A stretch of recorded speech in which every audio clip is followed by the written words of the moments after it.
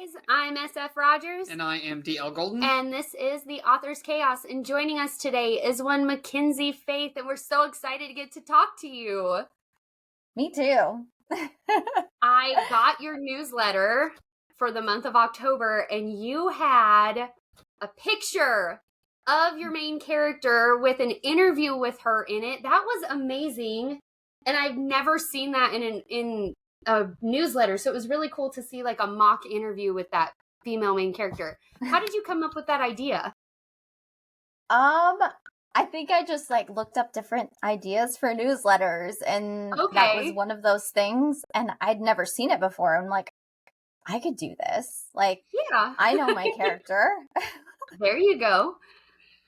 Fair enough. So we know who you are, but for the people who are listening or watching this, tell us about yourself. Well, I'm McKenzie Faith. At least that's my pen name, and that's all you'll get from me as far as my name. I am also a wife, been married for 15 years. We've been together for 19 years. We have 3 kiddos, ages 4 to 12, and I homeschool the 2 oldest. I also work very part-time as a nurse in labor and delivery, so helping those mamas have the babies.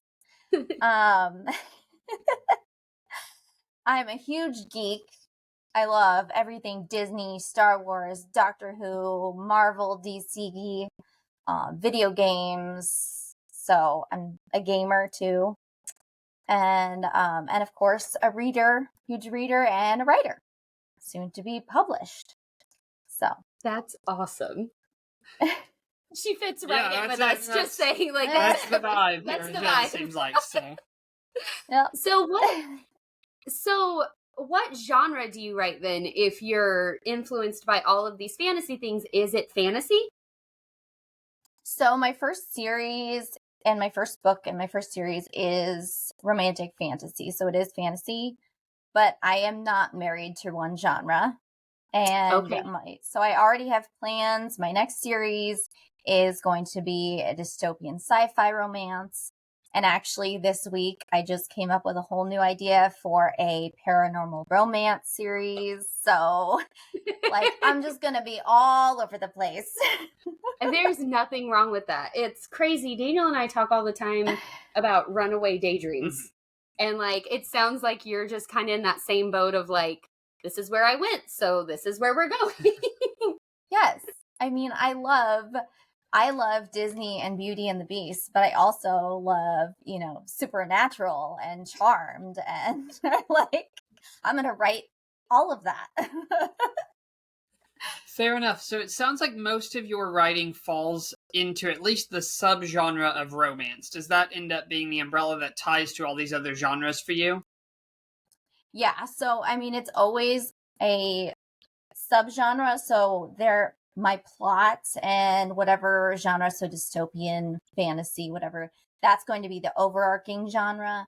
Mm-hmm. But I like romance in my books, so I'm going to write romance in my books. Fair enough.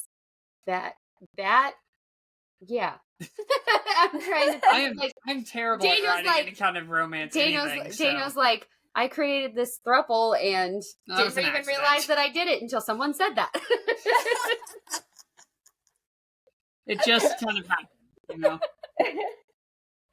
Oh, so how long have you been writing? You said you're a part-time nurse. Is this something that started like in 2020? Did you start writing? So, I mean, I've always enjoyed writing. I was like that weird kid in school that enjoyed any time a paper was assigned to us. It didn't matter if it was like a fiction thing in English or a research paper for science. Like, I wanted to write. And then I actually started writing for myself in my early 20s. So I don't even want to know if I want to say the year, like 2009-ish, somewhere around there. I worked an overnight shift, so third shift for a while. And on my off nights, I couldn't sleep. And around that same time, I found out about this thing called fan fiction that I didn't know existed. And also around that time, this thing called Twilight came out that I got really involved in. Yes. And I loved Twilight, but I did not like the main character. And I don't think a whole lot of people are going to come at me for that because, well. So I was like, oh, you know what? I'm going to write a fan fiction with a different female main character, and I'm going to write her way better. There you go. So I started writing, and so I have 2 different fan fictions out there somewhere unfinished under a pen name that shall not be named. Research here. Let's FBI stuff. Okay, It's fine. It's fine. What's your stuff on her? So then, life happened, kids moving, all that stuff. And I mean, throughout the years, I came up with different ideas for stories. There's chapters in computers for multiple different stories. Even for like my next series, there's some chapters out there for that. And finally, last year, I don't remember when, but last year, like, this story just hit me. And my husband was like, you know what? You need to write. You need to go out and you need to publish your books because this has always been, at least I shouldn't say this has always been, but for some time now, you've talked about wanting to actually write and publish a book. This is something you can actually do. And I will do whatever I need to do to make it happen. Right. So. It's good to have that support. That seems to be Emily for me. In that case, it was I wanted to write my story, and she was like, "Oh, get out there and write it, and we'll figure out what to do with the publishing side once we get there." And it just kind of serendipitously worked out with all of us being writers. Right. But having someone supportive is very, very helpful. Well, and McKenzie, we were just talking about the other day, or even earlier today, about like running chapters down with our husbands and like. Oh yeah. Does this sound okay? No, not him. Not me specifically. Not you specifically. Well, because your husband. So both of our husbands, you were saying, like my husband also cannot picture, like he can't picture things in his mind. So you tell him words, he can't see it. So if I read him something and he's like, yeah, that makes sense. I think I can like kind of picture that. I'm like, okay, we're doing well if you can picture this. If you can picture it, I'm doing a good job. Okay. That's good. So you are not published yet, correct? Not yet. No. Not yet. So nope, when you get there, how do you think you're going to go about that? I am self-publishing. So, this first book will be released February 28th of 2024. I don't know. I think to a point you have a choice, but also you don't. It just depends on, how quickly you want things to happen. And there were a lot of different factors that went into what I chose to do. But for one thing, I am not a patient person. I do not have the patience for traditional publishing, especially now that I've learned more, finding out that it can be years before your book hits shelves. I'm like, no. A year is enough for me. But also I have strong beliefs. I don't want anybody to be messing with my voice and my craft. And I would not handle it well for somebody to come to me and say, you know what, you need to make sure you put this in your book, or you know what, this is not okay. You need to take this out of your book. And I'd be like, I'm not going to be doing that. So it would take a lot for, I don't know that I would ever traditionally publish. I'm not going to say never. I'm going to never say never, girl, but yeah, I'm going to be a self-published girl for as far as I can see. You sound like Sarah, to be honest. I mean, it's fair. Exactly, because I've even said that I'm like, I don't think I could mentally handle sending off 76 letters and getting 76 6 rejections back. Like, Oh no. No, nay. And then also like you are not going to come back and tell me that my character needs to be different. Mm-hmm. You are not going to tell me to change their names. You are not going to tell me to change their personality. Like, nay. Right? Right? I mean, I think we get attached to our characters in a certain way, and having to strip mine them to be more palatable for a different audience or for a publisher to take, I think that'd be impossibly hard to do. And so we're both. Sarah's going to be self-published. Mm-hmm. I am self-published. I just don't think I could go through that. And so we definitely understand going the self-published route rather than having to do the whole rigmarole of trying to traditionally publish. Well, and I know you've heard us talk about in the past of like, if I've spent all this time with these characters, to have someone come in and in 2 months be like, yeah, their personality's not good enough. You need to completely change who they are fundamentally. I might riot. Part of your soul. Like, you are tearing out a part of my heart and you're stabbing it a billion times. Like, no, leave it alone. Right. Exactly. That's why we're self-published. Yeah, exactly. But I've also heard the horror stories of like someone turns their manuscript in and it's years before it ever even sees like the editor or whoever it needs to go to in the next step. And then they're like, oh, my book finally. And it's been like 6 years that they've waited. Yeah.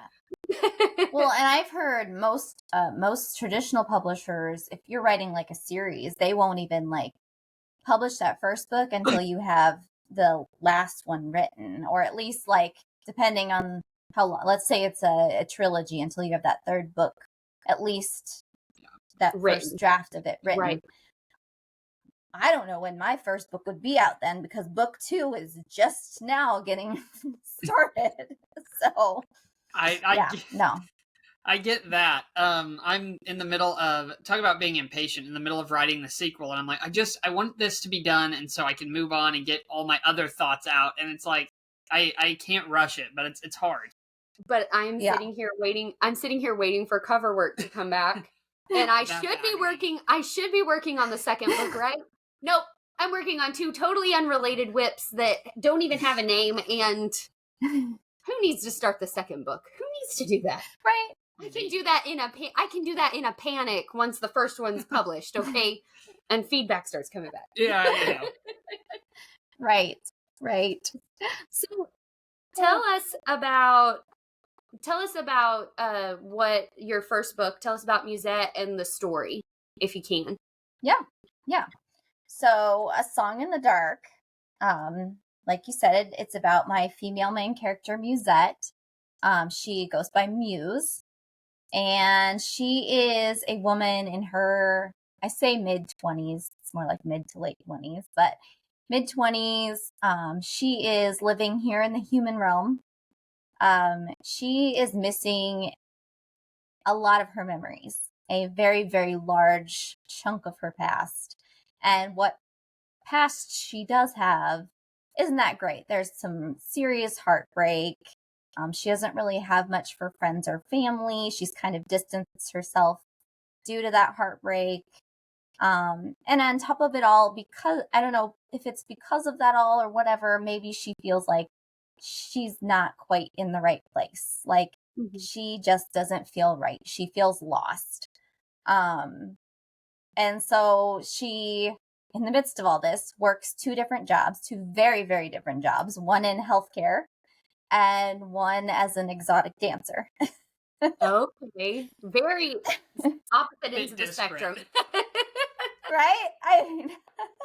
And that's sort of her escape. That's like where she gets her confidence. That's where she at least feels something. Mm-hmm. And so it's at this point in her life that she meets Taggart. And after a bit of an odd interaction with Taggart, he approaches her with some really outlandish claims, saying he's a lord from another realm, and he knows things about her, like the fact that she's missing chunks of her past, and offers to kind of help her find some answers, find out more about herself. if she agrees to be his contestant in their annual tournament called the Amistad tournament back in his realm. So she's whisked off to this other realm, and is met with truth that magic exists, that mythical creatures exist, that these shifters exist. All of these things she was completely unprepared for. And also that she's not completely human. So, so as she's training for the tournament, she discovers, she wasn't selected at random. She actually plays a pretty pivotal role in an agenda to save the realm from a tyrannical overlord, high lord. So during the training, she forms relationships. She works through her own internal struggles and walls that she's built up, and has to, decide who to trust, who to form relationships with, which may or may not always work in her favor. So, yeah. Ooh. It sounds very interesting. And Sarah's pulled up a picture here on your newsletter of Musette because I love it so much. And so, where did you? The artwork is absolutely phenomenal. Where did you end up getting the artwork here? So I found an artist so I actually didn't find her on Fiverr. I found some artwork actually here on TikTok. I don't remember if it was another author that I came across, and I love the artwork. So I messaged her and I'm like, who is your artist? I really like her style. And she sent me to her.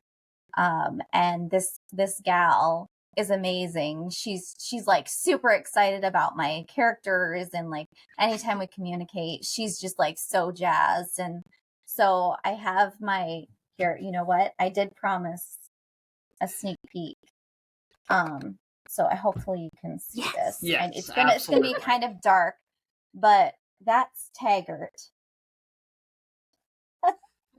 Stifling a scream right now. Oh my gosh. I'm so excited. I cannot wait. And she's working on a piece of artwork right now of the two of them. Two of them in a little bit of a spicier scene. Not a not safe for work scene, but a little bit, Yeah. And she's just like, she's pumped. She's like, I'm so embarrassed. It's fine. The cool thing is, character artwork is such a cool thing to get back. What did it feel like to get back something that you had come up with in your head? Did it match the vision that you had in your mind of these characters? I think it exceeded it, because it's hard to explain, but when you picture this person or this character in your head, I don't know, maybe it's just me, but I can't picture every tiny little detail of them. I can't picture them like my husband standing in front of me. I can picture aspects of them. I know what they look like in general. But then when it actually comes to life on a page, I'm like, oh my gosh, that's her. And she's so much better than I imagined. I think I can relate to the not picturing every single detail. I recently had artwork done of mine, and it's like, to me, they have kind of this amorphous quality to them until they are physically in front of you, looking you in the face. And so I definitely see that. It's not just you. So like when you got your book. Yeah, that is completely, it's similar to what I had in mind, but it was not what. Yeah. Better than you imagined? Better than I imagined. Yeah, for sure. I would think so. Because it actually puts it in a hard physical world. Like they're real. Yeah. They become real. Yeah. Because otherwise they're just kind of your own thoughts. It's weird. And one of the gals who's going to art read for me, she has the same issue that her husbands have, where she can't picture things in her mind, but she loves reading Yeah. all fiction and fantasy. And she's like, I rely so much on character art because it gives her something to picture. And I'm like, Yeah. okay, like that makes sense. So Right. I'm glad that I can offer that I can, Right. that I do have Right. that. Something to So, anchor to. It's well, always good. And Yes. with the character art with Musette, it gives her more of this ethereal feeling of like, yeah, she's not totally human, right? Like you can see it in the character art that like I could see that. Like she's gorgeous. Yeah. I love her so much. She's been gushing about this newsletter for however long she's had it. I don't know how many times I've heard about this. So you've done something. I've been telling him, I'm like, you have to go sign up for Mackenzie's newsletter. Like you and Emily have to go sign up for Mackenzie's newsletter. At least you got an advocate, Yes. right? I'm like the best. I do. I'm the best hype man. Always. I'm just a hype man. Always. Oh goodness. So we always tend to ask, and I know we're going to come up quicker on our in time here because you've got things you got to get to. What is a piece of advice that you stand by for authors starting out, any author in general? What is your best piece of advice? My best piece of advice is write the book that you would want to read. And like, that's the best advice I ever got for myself was write the book I want to read. Don't worry about trying to write the book someone else wants to read, because no matter what you write, your book isn't going to be for everyone, but it is going to be for someone. Yep. And if I don't enjoy my book, I won't enjoy writing it. I won't enjoy talking about it. I won't be true to myself and my craft. So write the book I want to write. Write the book you want to write. Yeah. And don't worry about everybody else. I think that's insanely important. We've had other people tell us something similar. Mm-hmm. And we talk about all the time, like, you'll find your niche of people who like what you have written, who like what you have to say. And of course, there's going to be the people out there that are like, 1 star and no review. Right? Like, we know that's going to happen. There's going to be the person who leaves you 1 star and nothing else. And at the end of the day, like, the people who enjoy what you have written tend to outweigh those 1 star no reviews, right? Yeah. Like, and at least you would hope. If you're living with these characters for a year, I would hope that you're writing something that you're enjoying and that it's not such a slog for you that you're like, I just want to get this done and be over with. Like, that would be awful. I can't even imagine feeling that way about something that I'm writing, right? Like, feeling like I'm stuck in something I don't like. So that is super important, because I think people tend to lean on well, this is what's popular, so I'm going to write that. But if you don't like that, it's going to be obvious. It's going to be obvious in the writing. Yeah. You have to have passion for what you're doing, and it sounds like you do. Yes. I do. You know, like it's so funny because I've had so much struggle comparing my book to anything else, trying to find the tropes that it fits into, because I'm like, it's not slow burn, it's not enemies to life, it's not these things that everybody loves. But I know people love it because I've had people read it, and I know I love it. So yeah, exactly. Well, and at the end of the day, if nothing comes of it, you've enjoyed the journey you've had writing it. So I think that's a really good mentality to have. But even you struggled with where to put your book. Yeah, finding a genre and niche is difficult. And it wasn't to isolate. Daniel struggled till just a few months ago with what to call his book. A month ago, that I figured the genre is lit RPG. Somebody was like, it sounds like a lit RPG, and Daniel was like, I don't know what that is, but I'm going to go look it up. That has sold more books for me than anything else I've done, I think. So, figuring that out early is good to have. So. But figuring out, like, where that all fits is crazy. Because people are like, what's Execration of Autumn? And I'm like, it's a fantasy lowercase r romance. Because it's not a specific romance book, right? It's an Like it doesn't, ornithology book about crows. or it's about crows. As It's Jamie about says. crows.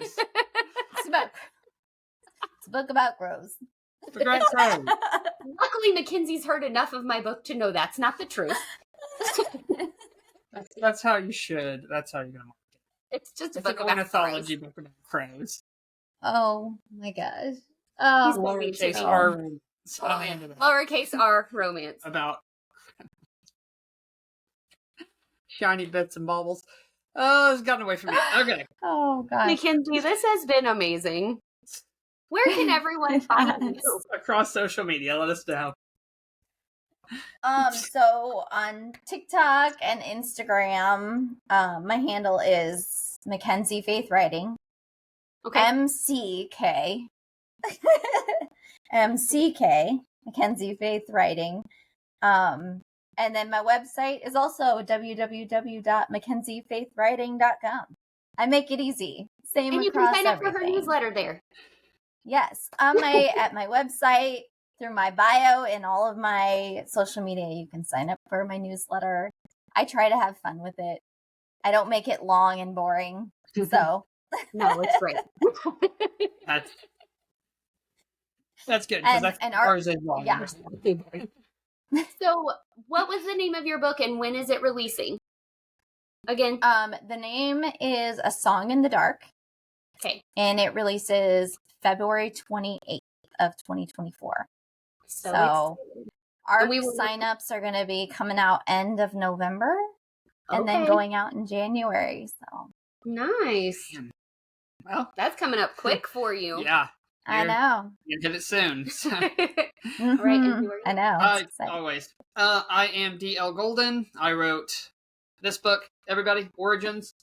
Redux. It is available on Amazon, hardback, paperback, Kindle, and Kindle Unlimited. So if you want to find it there, you like lit RPGs, there it is. Sarah. I'm SF Rogers. My book, Execration of Autumn, is coming. We're looking into December 1st of January for that to go to ARCs, hopefully, or be published. We'll see what happens. You can find Daniel and I both on runawaydaydreams.com, where you can sign up for our newsletter and catch all of like the new blogs and all of that jazz. This has been the Author's Chaos. Yeah. And we are so grateful you joined us today, Mackenzie. Me too. Thanks. All right. We'll talk to you guys later.